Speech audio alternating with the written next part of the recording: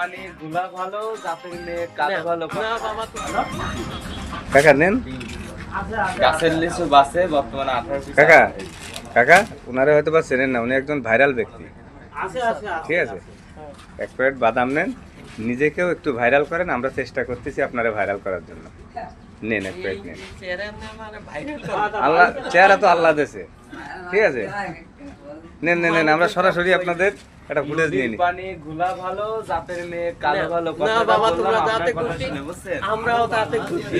সাদা সাদা বলে মানুষ ভালো হয়, এটা কিন্তু কথা না। তাদের মন মানসিকতা কিন্তু পরিষ্কার হওয়া দরকার। কি ভাই কথাটা বললাম ওনার কথার ভিত্তিতে না সে তো বুঝছেন? তা আপনারা বলেন আমি কথাটা কি উচিত কথা বলছি নাকি মিথ্যা কথা? একদম লিগ্যাল।